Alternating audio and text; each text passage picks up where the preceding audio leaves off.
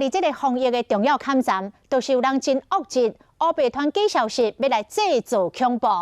最近网络都咧传抢买卫生纸的鸦片，是抢到真毋是款，也阁有抢买酒精，结果讲厝内因为喷酒精全火烧厝。华视新闻一一来查证，证实这拢是德国倒菜刀的假消息。来看咱的拍假特工队。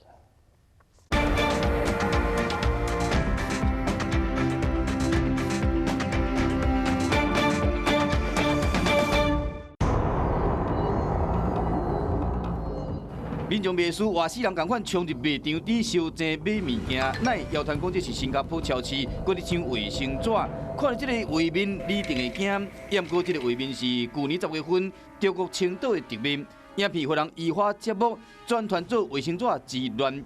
政府一直咧呼吁讲，翠暗卫生纸原料无共款，无需要收钱买。 行政院苏贞昌顶讲，意图压关民生必需品的交易介绍上悬关3年。 罚30万，希望讲谣言唔通助长囤货外放。假消息了这条，火有够严，看起来真恐怖。网络谣传讲这是武汉嘉兴园用酒精消毒后开烧器引起爆炸。不过这个影片是1月7重庆大火新闻，甲武汉肺炎酒精消毒完全无关系。 3%以上会造成爆炸，这个观念没有错。但是我们今天这样喷在手上，那你在手这样擦一擦，然后它挥发掉，它会达到3%吗？根据计算是不太容易。化学老师嘛记得，一般5平空间，家庭讲将500cc75%的酒精拢喷完，浓度敢若达到0.32%尔。 比有法度引火浓度3%，一个差一大截，根本就未导火。